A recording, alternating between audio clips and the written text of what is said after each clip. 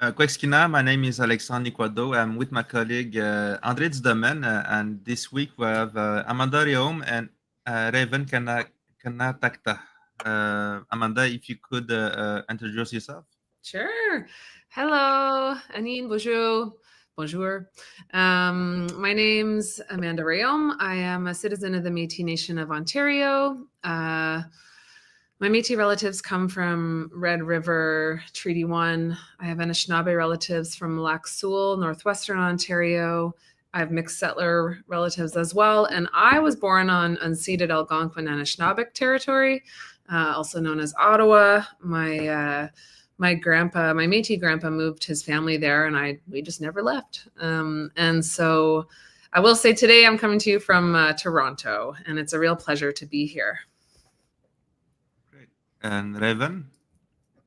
Hey, Kwekwe, Sego, Raven Indigenous Cousin, Anishinabe, Winneway and Onkwehón, Nequado, Nequado. My name is Raven, and I grew up in Abitibi-Témiscamingue, which is in between Val-d'Or and Rwanda, and I guess also used to spend my summers in Kahnawà, so sort of floating around in English communities in Quebec, and I guess I have a group called Digging Roots, and it's with my wife Shoshonakish. So Amanda, Raven, be very welcome on Adadigan Street, a Mohawk name that is finally, after years and years of reclamation, that is now on a sign on the street in Montreal that before was named to honor English general, genocidal and the general, and at least we had this change in Montreal. So this is also the name of our podcast. So feel safe, you are on Indian land. And Amanda, well, I was last week at the International Indigenous Summit. With Shoshana Raven, we will take another podcast to speak about Digging Roots, which is a very important music duo that have brought so much to the indigenous music and culture. But today we will concentrate on this fantastic event, the International Indigenous Music Summit. And I think, Amanda, you are, again, I want to congratulate you. You are a fantastic organizer. Everything was going so well. And so I think you are the good person to explain to our listener what is exactly the IIMS. Yeah. Thank you, Miigwech, André. I'd just like to say that the event ran so smoothly because our team is amazing, like all-star team. So I really want to lift them up because it's certainly not the efforts of just one person. It is a really big group effort and group love that made last week happen. The International Indigenous Music Summit is a global gathering of Indigenous artists, musicians, Indigenous people working in music, as well as, allies and other folks in the music industry coming together. And we showcase, I believe this year it was like 50 artists and groups from all over the world, Indigenous artists and groups from all over the world. Everyone that performs on stage is Indigenous, and it has just grown so much. And I'm still on the high from last week. And aside from just, coming together for music, there's also, lots of the beautiful discussions. There's teachings by elders from all over the world. There's panel discussions, there's workshops. And I think the biggest thing for me is when I stand back and like watch the event happen and all the different parts of the event, because no hour is the same. Like, you know, we do this for 1 hour and then we're on the bus and going somewhere else to a different place to do something else. And watching the connection, like this event to me is connection and community, like at the bottom of the, you know, the root of it, and coming together. So it's a beautiful 5-day event where we all get to be together and share. And, you know, Shoshona Kish really is the founder and the person that dreamed this up. And she phoned me, I think it was like 2018 or something like that. I can't remember the year, but she called me and said, I have this idea, you know, do you want to help put this together? So I think it's, you know, really important to state that, you know, all of this wouldn't be happening if it wasn't for her, you know. And maybe Rheaume, you were with her, I know, when you guys were in Australia. Maybe you can speak to that, like, origin story better than I can. Yeah, I mean, I think the origin for sure is Shoshona's founding vision. Like, I remember that we were in Australia with Auntie Rhoda Roberts, and we were sitting with her, and we were just talking about how, as Indigenous artists, we need to come together to create alliances that strengthen our communities through music, through the arts, through like being empowered by each other's brilliance. And I think the seeds of IIMS was actually a long time dream. Like it was probably 25 years ago that Shoshona and I were talking about, you know, having a gathering. Originally, it started off as a coffee house. It was a coffee house where, you know, we had sort of like a recording set up, and it would be in Ottawa, and, you know, Indigenous artists could come and perform. We would have, you know, like some really cool small dishes to like, you know, feed everybody, and like have amazing coffee from like all over the world.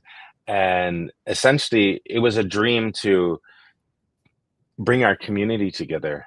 And then when Shoshona and I really started to travel as Digging Roots, what we did was it started off on the powwow trail, and we went from powwow to powwow, and we were, you know, just making enough money to make it to the next powwow.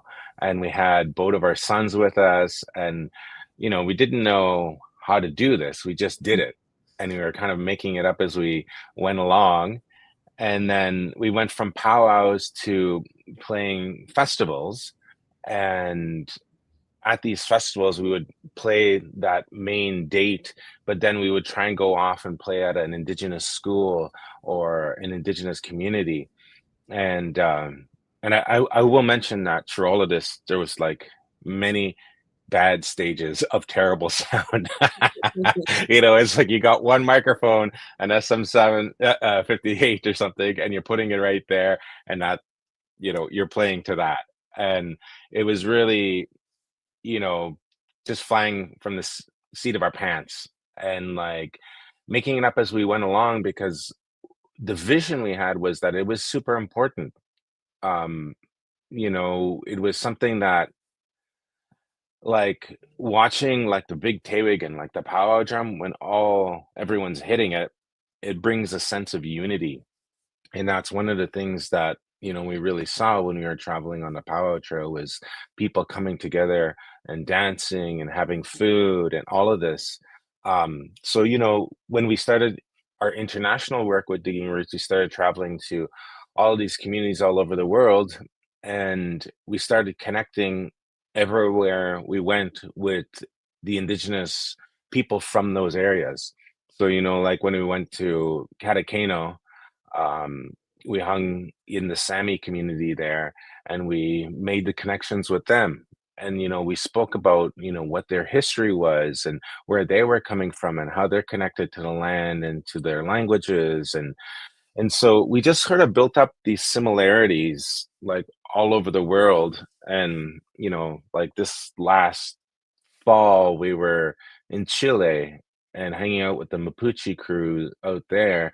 And they're just so amazing, and they were hosting us with so much kindness. And it was just really beautiful, because at the end of the the end of the day, this all sort of comes back to the Indigenous Music Summit. And that's what it was. It was, can we build a place where, you know, of all the people we've connected from all over the world, imagine if they could gather and they could showcase their talent.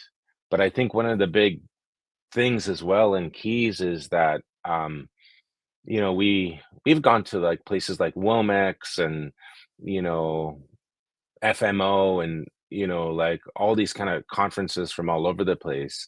And the thing that, you know, really we're missing from all of those things was that connection to the land and to community, in the sense of, you know, as an Indigenous person, you're always connected to your language and your land and your waters. And with IIMS, we wanted to bring that element of ceremony in it. So when we start, you know, the summit, we have our elders there, and we basically have a ceremony welcoming everybody.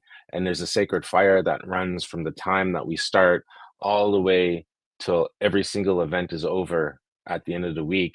And you know, we smudge out the place, and it really brings a sense of who we are and how we host people on Turtle Island as well. So, you know, it's been, I think, a really huge healing process for the community, as well as an empowering process, all based around music. And a lot of that dream does come from Louis Riel as well. And I don't know if you want to speak to what he said there, Amanda. Yeah, sure. Well, Louis Riel is quoted as saying, "My people will sleep for 100 years, and it will be the artists that give them their spirits back." You know, and I love that you just connected those dots, Rave. I mean, I think, as I'm sure all of us are watching on our phones, all of this super disturbing, really devastating stuff happen all over the world, really, you know, like the fact that I've just been reflecting that, like, our summit happened last week, you know, we're gathering in this beautiful way, having many different ceremonies, really, you know, like with that Mapuche elder, and it's just like these really privileged things we get to do, and beautiful things. And it's all artists and the arts community gathering to, I think we're best suited to make this change that we need, you know, and add our, you know, our work, our voices, and our spirits to the healing that everybody really needs, you know. And so I think that Louis' comment is, and his quote is so perfect. Yes, that's my feeling, that they can call it magic thinking, but it's my feeling too that this gathering is awakening the spirit of the land, and the spirit of the first peoples of this land. And there is a strength there that can bring change a lot beyond the circle we were there. That was not a small circle, because there was Aborigine from Australia, Maori from Aotearoa, Mapuche de Chile, Quechua de Ecuador, all over the place, all over the Mother Earth. People were there to gather. And well, but more specifically here in Canada, one thing, as Innu and like Alexandre, we are in our communities, French is the second language. Historically, we were allied, our ancestors were allied with the French. And this division between what they call two solitudes in Canada sometimes is reflected also in Aboriginal world. And in Quebec, we are more easily connection with Latin-speaking Americas, and on the English side, the better connection with Oceania, South Pacific, because there is this the language that facilitates the connection. but really, I cannot say you broke this division, but you brought all people together, and I would like to ask you, Rheaume, was it natural? Well, sure, you do it naturally, but I think you had it was a strategy to know, and it was a goal to break this this wall that between our different nations here in Canada. Yeah, I mean, I think that part of the premise that I've been talking with Shoshona for a long time is that, well, for one, Shoshona is amazing. Like she brings this light, and she brings a quality that, unfortunately, there should be more light in people like that. But I think, with what's Amanda spoke to, that, sometimes the world infringes on us. And I think that, Shoshona is this person that is really shiny in the world. And when you have people like that who are willing to do the work and the ideas, that's where you get the fruition of the summit. But, her and I have been having these discussions for many years, and I grew up in Winneway, and in the Algonquin Nation, like we've had our own sort of gatherings. It would be in the bush.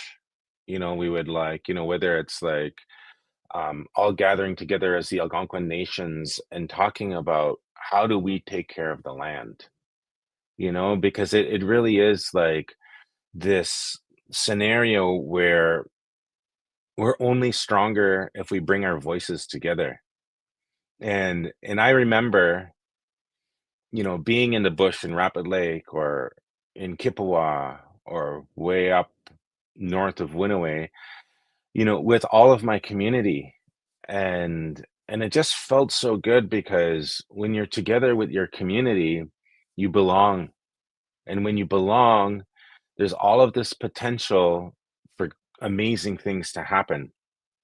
When you pair that with your teachings, it makes things really powerful because what you're doing is you're bringing your ancestorship forward into the present and siphoning it into the future. And I think that what the Music Summit does as well is because it's bringing all of these artistic people together, it becomes uber powerful. And I think that we don't even know what it's going to turn into. There, our elder Gerard was talking about, dropping a stone in the water, and, it makes these tiny waves that can go out and eventually reaches the shore all around it. And I think that that's what the summit is doing. It's creating this medicine that is reaching out and reaching out and reaching out. And the more people come in and get involved, the songs that are created from there, like, and even the babies, there are summit babies now, which is amazing. And I think that it's really powerful, and it's being done in a good way. And it's, and I agree with Amanda that the team is absolutely amazing. And the team understands the vision. And when they understand the vision, their execution of those ideas and the philosophy behind it becomes paramount. And it's so important to have people that are committed to that understanding, because you can say, oh well, if you could fill out X, Y, and Z, that would be great. But when you don't necessarily have to tell somebody that, and they can do it by their own accord because they understand the very idea of community and have an indigenous value system, then that's where the magic happens. And I feel like, you were witness to that this past week, André. And I think that everybody that I spoke to was really excited about the magic that happened there. And I think that's how we make change as we go forward. Mm-hmm. And what you're saying, Rave, it also, and your question too, André, made me think about how, you know, bridges and barriers and, you know, people kind of, the idea of breaking those, whether it's via language or nations or whatever, like, I do think that the summit, everybody coming together, is so much of it for me is to learn and see where we interconnect and where we overlap, and not focus on like what's bad or different about all of us, you know, like it's definitely more of a like an intersection and a coming together as opposed to separating, you know. And I think that when we're doing that work, like what Raven said, like the music, the babies, the just even the thoughts that we're able to have when we're in that environment for even 5 days are so different, or potentially so different, because that the ground is fertile, you know, and we're looking for how we can grow things, not how we can tear them down.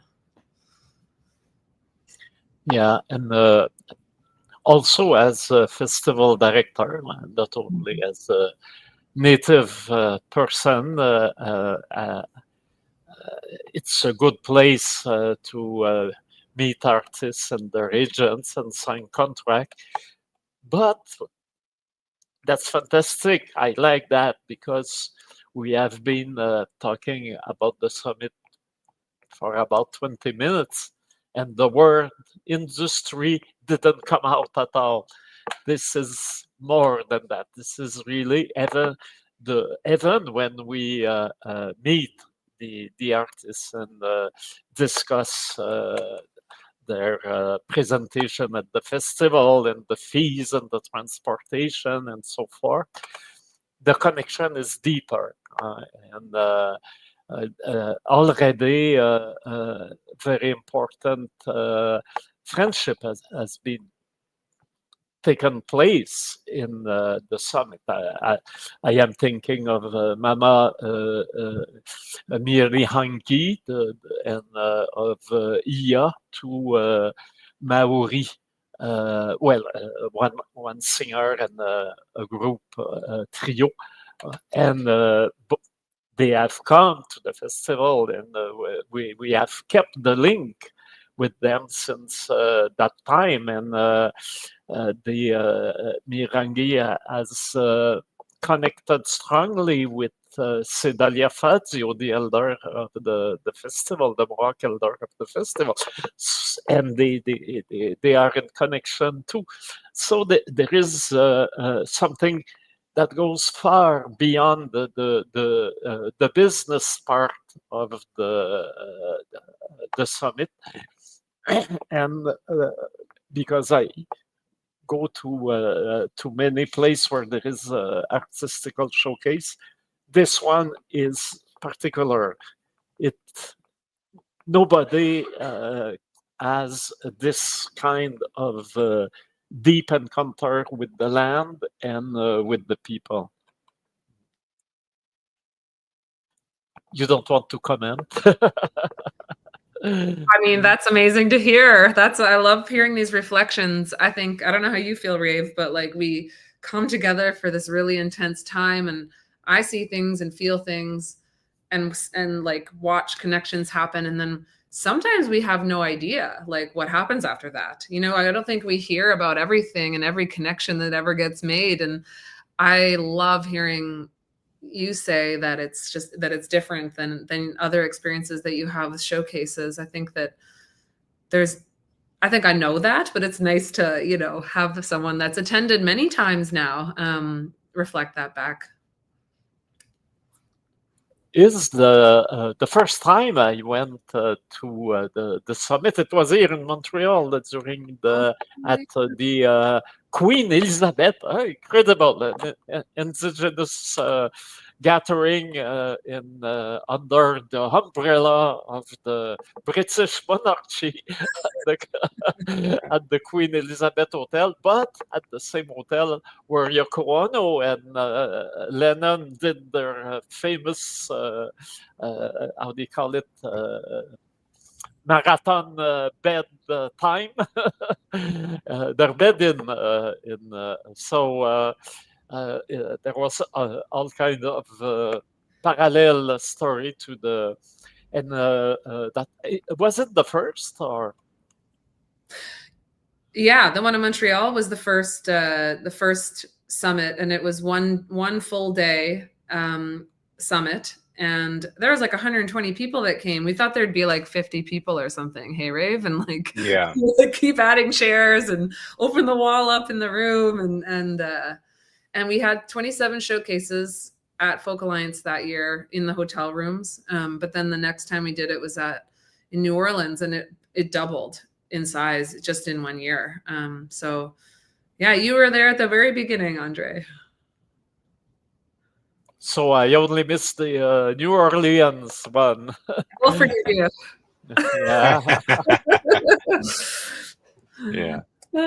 I think too, Andre, that one of the parallels that I've been thinking about, and Shoshana has been thinking about, and we've had this discussion with Amanda as well, is I really see our community like the Black community in the 1960s. Where all the musicians are getting together and they're creating music, and there's this renaissance of a voice that needs to rise up. And I feel that, it's a bit of the 1960s for the Indigenous community in Canada right now, specifically in Turtle Island, because we're allowed to practice our ceremonies again. We have the drum again. We're allowed to speak our language again, and we're having to pick up the pieces from where we were at. And, having dealt with, colonialism and genocide, music is such a beautiful way to continue those traditions and to create celebration. And I do know that, in raising our voices, we also need that industry. You need your Motown and your Berry Gordy to have an output for that artistry. And I think that, you always start with the musicians first, because, everyone's going to pick up a guitar in their backyard and their drum. But at the same token, we're wanting Indigenous industry to start growing as well and to developing, because that's what's going to create that support system and those networks to support each other. It's just like when APTN first came out, people hadn't seen themselves on TV before, and every time they did see themselves, it was this really Eurocentric stereotype of what an Indian was. And I think now, having our voices on the radio, on seeing our faces on TV, it's creating this new medium in this new media, and it does point to a renaissance that's happening in our community that's based around the arts and, with the summit, with music. I have to go, guys. I'm so sorry. Well, we are sorry to see you go, but we are happy to keep Raven with us. Yes. I agree with the Renaissance. Let's go. Okay. Okay, Bama. Yes, and also with the PTN radio, our artists, all in all the venues and medias, it also changed the perception of the public, because as we are a minority now in our land, this is a burden. The way when they look you down, this is difficult to support. It gives for many people. It's hard to support, but when they look at you more for what you are and not for what they imagine you are, in the colonial prejudice. It also changed the relation with the whole society. So that's where I think festivals, radio, television, cinema are so important to bring that change of in the global society. Yeah, absolutely, Andre. I feel that, you know, the way people see Indigenous people, if they're Canadians, is a very specific point of view. And it's based on, the history that Canada teaches. It's based on, the images of the media and what they see on the TV or what they've seen on the internet. And I think that, we've come a long way, since like the 1950s. But, the change sometimes is slow. But I think that's the beauty of, the power when you have like, ceremony, music, food, and dance, is it creates this centrifugal, like this whirlwind of life. And those are really good ingredients to change people's point of views of each other, because at the end of the day, we're all human beings, whether you have people that are coming from Poland, or whether you have Mi'kmaq from the East Coast. Like, the more that we see each other as human beings, the more we can relate to each other. And it's really unfortunate that a lot of the media that is put out there is negative in nature, and it's not based in community, and it's not based on collective thinking. It's based on the economy, and it's based on money. And when things are based on money and making money, they're not necessarily worried about culture. And I think that when you look at Canada and Turtle Island, and you look at First Nations peoples and Indigenous peoples, you're looking at a really, really rich community. There's a lot of culture there. And when, people come to Canada, that's primarily what they want. Is they want to see, and experience what Canada truly is. Like, they can go on a canoe trip somewhere, but they also, like, would want to see a powwow and see the original peoples of that territory. I think that, our languages and our traditions are so beautiful and so rich that, when people get to experience that, they really get to see the humanity in us. And when people are sharing their music and their stories, that's really where you get that magic, like where the summit comes in. Because when we're bringing artists from Ecuador, and they're telling their stories, and you're seeing their dances, and you're singing how they sing, like, it feels so good inside, because they're so beautiful. And I think that that is one of it's like the the fuel that keeps the summit going. Is there's a real beauty in being able to lift each other up, and lift each other's gifts up. When we come here, we're supposed to honor our gifts that the creator has given us. If we don't do that, we falter. And when we falter, we get involved in the wrong things, and we go into wrong areas. But if you're focused, and you know who you are, and you get to like speak your voice, raise your voice, you get to sing, it makes all the difference. And having like so many beautiful people from all over the world is really amazing. Like, my dad, who's one of the elders at the summit, said this really funny remark. It was a comment. He said that the International Indigenous Music Summit should be renamed to the International Indigenous Music Summit of Beautiful People. Because he said so many people were smiling, and they were walking around with their hearts filled.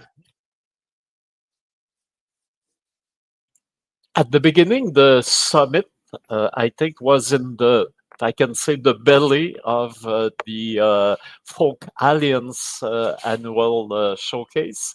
And then at the moment, it happened to be run by itself in Toronto. How this evolution has taken place, this switch has taken place? Well, Shoshona and I are really good friends with Angus Finnan, and Angus was the artistic director of Folk Alliance International, and he was living in Kansas City, and and we've known him for so many years, and I think even back when Digging Roots started, like Digging Roots as an actual business, we had Angus Finnan. We hired him to help us with our business plan, like 25 years ago or something. And so we've known him, and we've both, been growing in the music industry as musicians and as curators and all the areas that we're involved in. And I think that because Angus was running Folk Alliance International, Digging Roots had played Folk Alliance many, many years ago, and it was in Texas, in Austin, Texas. And I remember driving there, and everybody in that conference was white, and we were like, "Whoa, we're the only like brown people here," and maybe there was like one or two Afro Americans, and it kind of took us by surprise because the music of Turtle Island, blues and folk music and jazz music, there's a lot of history there that's actually has lineage to the people of Turtle Island. And I think that what we felt was there was not a voice for Indigenous people in Folk Alliance because we were the only ones that were there. And so over the years, we started to make some relationships there. And the culmination of creating that voice was working with Angus and saying, we should, let's start the music summit. And so it was under the umbrella of Folk Alliance that we got to have the first summit. And that was in Montreal, and we had some stuff in Kahnawà, and it was really beautiful, and people were really excited because it was an opportunity for Indigenous voices to come together, and it was really unique. And then I think that the following year we did another partnership with Folk Alliance, and that was in New Orleans, and then which is Bulbancha, the traditional name for New Orleans. So in Bulbancha, we connected with people from there as well, and we also connected with people in the community there as well, and it was really interesting because the underlying thing with Bulbancha is that it was the largest slave trade city in the United States. And it just really hit me because you could see it all over the place. You could see like the slave quarters in the back of these homes, and there's so much history in New Orleans, and there was so much history there with Indigenous people that hasn't been told. And so in collaborating with Indigenous nations from that area and having them be able to share their voice, it's like we tapped into these stories that haven't been told for a while. And that's what the summit has become. It's become this place where it's safe to tell your story about where you come from. When you look at our music has survived downright laws that have banned our music from being played or performed, our ceremonies. I think that we've gone through, we survived slavery. Like there's so many things and amazing things that it really points to how resilient we are. And that's the magic of like how beautiful we are, is that, we can still joke around about things, and, we can put things in a frame of light that is optimistic, even when the world is falling apart. And I think that when I look back at even like the journey of my mother and father, who have gone through those type of like residential school systems in Canada, they now have this kindness and this power that is centered around who they are. Like, they're proud of who they are, being Anishinabe and Onkwehón.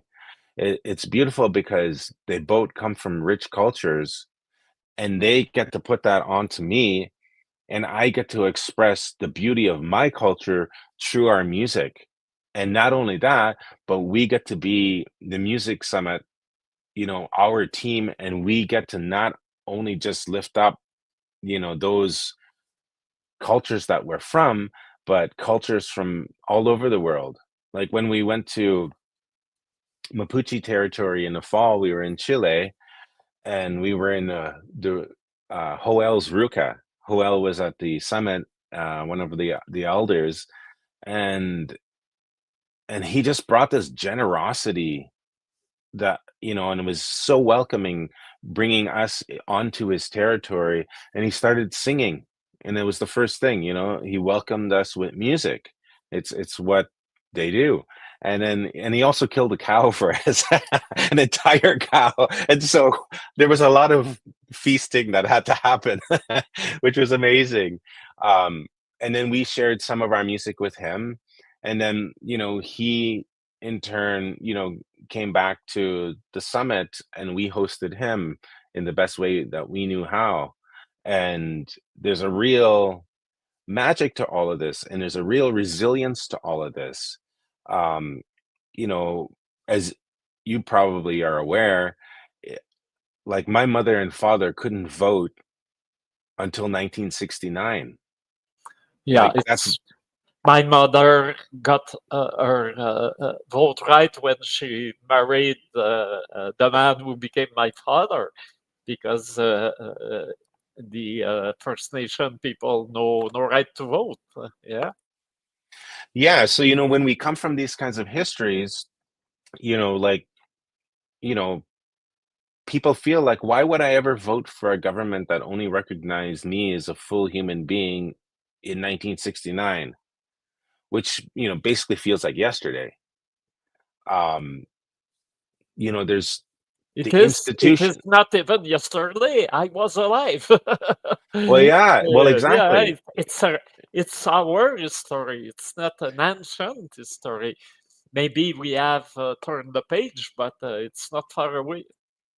Yeah, and I think that what we're dealing with as Indigenous artists and Indigenous organizers is this glass ceiling. There's a glass ceiling here that we boom, boom, we keep hitting, and we keep breaking it. And then once it breaks, it opens up further, and then you realize there's another glass ceiling, and you hit that one too. But the beauty of it is that you're not breaking glass for the sake of breaking glass. What you're doing is you're rising up with the beauty of who you are. And when you do it as a collective, and that collective is steeped in their traditional knowledge and in their music, then the glass wants to get out of the way. Because we're making connections with people, other human beings. Like, I think that the real downfall of politics in Canada, for instance, is like, in the framework of being an Indigenous person, is that the institutions that have been created are really, really negative. It has to do with colonialism. It has to do with assimilation. It has to do with these ways of thinking that are the opposite of empowerment. It's like, the biggest institution right now is the jail system for Indigenous people. Like, you can, read about all the time, constantly reading about people having issues going to the hospital because of racism. The era of residential schools just ended recently. But yet, at the same time, they now know that there's over 100,000 children stuck in the child welfare system. Those are children that have been taken away. So it's really important for us to know of these histories, but to know that this stuff is happening in the present as well, because this medicine of using music to come together is going to help those generations. When those young kids that are out there grow up, we're the ones that are going to reclaim them, because we're going to be in the knowledge of knowing who we are. We're going to be in the knowledge of knowing our songs, knowing our traditions, and knowing how to take care of each other. And that's what I feel is really powerful and beautiful about the Music Summit, is that you really get all of these people being their best selves because everybody's honoring each other. And thinking of, thank you for all this, and thinking about change. This morning at 9, I was at the First Nations Garden in the Botanical Garden in Montreal. And I discussed with the new cultural responsible, Joliane. She is Anishinabe from Lac Simon. Oh, nice. Yeah. And she is very young, and I remembered her. I was there 25 years ago when the garden was founded. And it was when we fought, and it was a fact. We had to fight to have this celebration of the 300th year of the signature of the Treaty of the Great Peace of Montreal. And it was not only a commemoration, it was a rememoration, because it has been, this event has been almost erased of the history that was given through the teaching in the school to the children, to the people. And the scholar that wrote the book that inspired us to ask the commemoration wrote, it has been erased because it didn't fit in the colonial vision of the history. The indigenous diplomacy is important for what you see in Montreal in North America. Today, it's not something that we are being a part of the history as the narrative of the colonial narrative place our people. And now, I was discussing this because we would have a ceremony at next week for the 21st of June in the garden. And coming back, I summed about Nico Williams, another indigenous artist, as an exhibition. It was on the wall of Montreal at the Phi Center, a very avant-garde and chic place. And you have an indigenous artist doing bedding that is in that place. That 25 years ago, it would have been impossible. Right? So the change is there. And I remember also, more than 25 years ago, I was speaking to a man in Winneway at the telephone, speaking about his son that was taking guitar course in the famous school in the United States. And that he was supposed to be very talented. I said, wow, I would like a day or another to have him in the festival. And it happened several times. So we can see the change happen. And Alanis Obamsawin, who is older than us, says it's incredible from her childhood to now, the change. And this is not a change that happened by that fell from the sky. This is something many what I call cultural warriors we fought to bring, and there is still a new, as you said, new ceiling to broke, but it is now easier than it was a few 50 or 40 or 25 years ago. Yeah, well, there's it makes me think about this story. I think it was sometime in the 80s. My ma, who I call my grandmother, my Mohawk grandmother was a Turtle Clan mother and the Longhouse in Kahnawà, and her best friend was Elenise, and so they were always visiting, and so I'd spend my summers in Kahnawà, and this one time Elenise came in and she was so excited, and she had this album, and it was her album, her music album that she recorded, and she gave it to my grandma, and they were so excited, and they put it on the record player, and I was just like a young kid, and I was like, "Ooh, wow, this is amazing. Like, this is like creativity. It's so exciting." And and I've sort of known Elenise as a family friend for most of my life, as opposed to like the famous film director. But she, and then as I got older, I kind of forgot about that, and I realized, oh yeah, like this was the one album that she had put out. But it was really great because I mean, she obviously has a lot of output with her films and gets to share her creativity.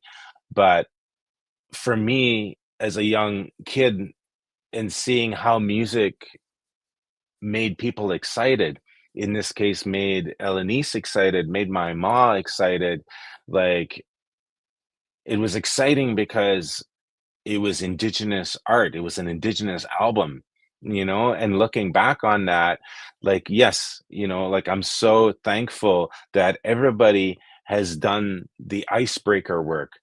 For each generation they've made space so the next generation can pass. And I think that it's super important that we're conscious of that when we're doing good things in our communities, because it will help us in the long run. Just like that was a seminal story and experience to my life when Elenise brought that music album, because she was so excited. And like our last album, I did the same thing. That was our first vinyl album, and I was like, oh my god. And it reminded me of the excitement of Elenise, when I was holding up my album with Shoshona, and like, yeah, it was just, it's exciting. And we want to share with each other, and I'm so happy that everybody came to the summit, and I'm so pleased that people just brought so much kindness and so much spirit. And Andre, you've been a part of the summit now, for most of them, and you're a part of this movement as we go forward, and we bring all of this kindness in this space, and this opportunity to lift each other up. And I know that as an artistic director as well, it's so wonderful because you understand it from the other side as well, of the industry perspective, and how like you're bringing artists to your festival and raising that awareness with the community in Montreal. So yeah, I mean, I want to say thank you to you and to everybody that has shared their gifts with the summit. Well, you bring the kindness, I bring the anger.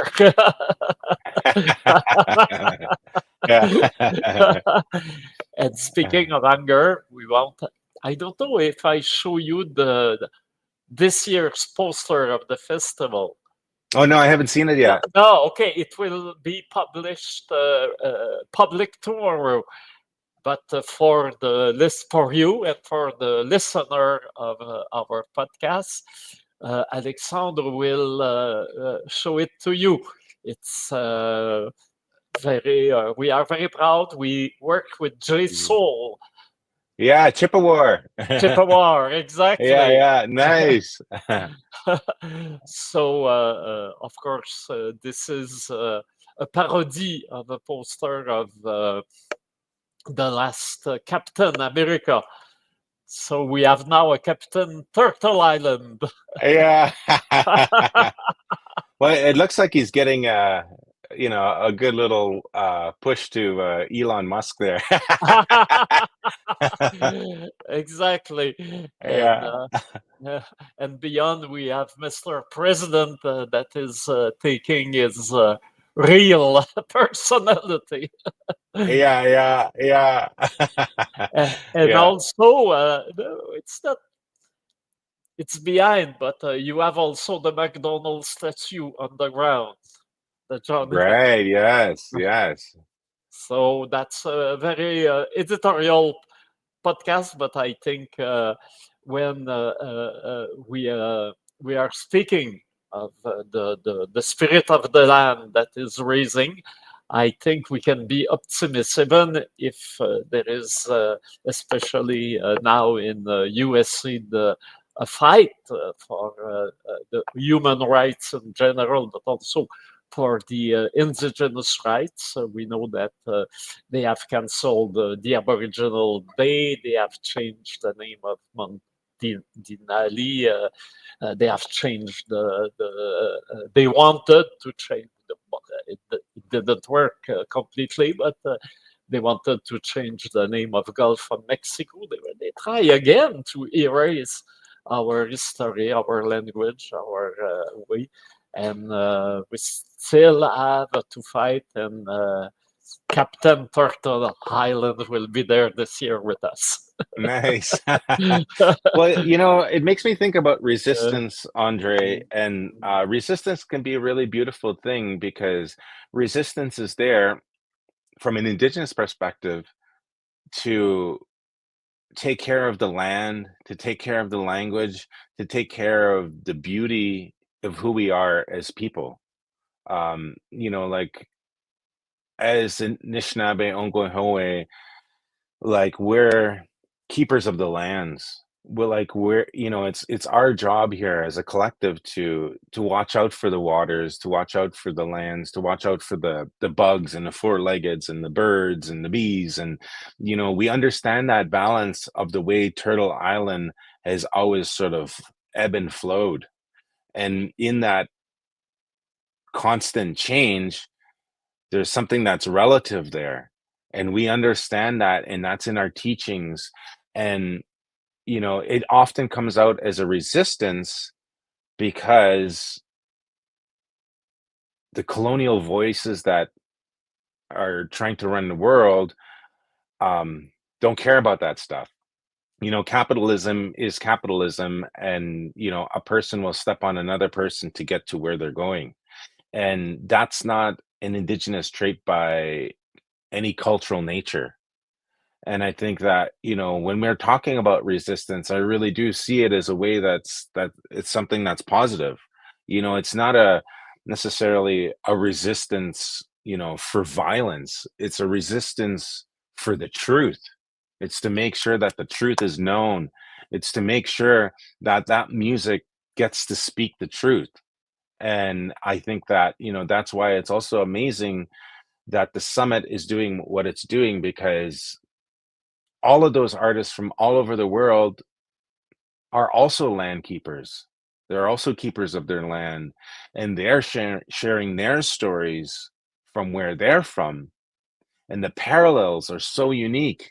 If you're talking about Sami people or people from Australia, like, the history behind things and the present time is so eerily similar. But at the same time, we're all pitching in and we're all trying to, do what we feel is right in terms of bringing balance to our communities. And, I love your poster. I love Jay, and, and I love music, and I'm wishing you lots of success for your festival. And, and that's what we're all doing together, like when you came to visit at the summit. Yes, and we love Shoshona, and we wish her the best. We want to see her in full shape soon. Yes. I think it's the conclusion. Do you have a last word, Alexandre? No, miigwech for come here with us. I think we had you during the festival, so we got like 20 minutes to talk about the digging roots. C'est en quelle année déjà que c'était venu la dernière fois? It's 3 years ago, I think. Yeah, 3 years ago, like just right after the comment on dit en anglais? The show. COVID. Yeah. COVID. Yeah, right. Yes, that was the first time they came. It was raining, so they had this gathering at l'Escalier that was become historic in Montreal. Everybody still speak about it. Yeah, I think it was like in 2015, 2016, around that. 2021 maybe? I don't know. No, l'escalier était fermé. It was closed at that time. C'était before the pandemic then. Mm-hmm. Yeah, 2019. Yeah, that sounds. Yeah. Yeah. Well, we'll come back anytime, André. And you are always welcome, and for sure you will be there again. But don't break no dogs. Yeah. It's an inside joke. Yeah. Okay. So the next week we will be there on Rue again, and we are looking forward to the ceremonies of June 21st at the old port in front of the Cœur des Sciences at noon, when the light of the sky and the fire of the earth will meet with Mohawk elders and singers near the big river. So everybody is welcome, and thank you, Ketchimigwech, Tsinish Kumitin, Raven. It was great to have you with us. Miigwech. Yeah, miigwech, Niawa. Okay, Niawa. Bamapi, Ana.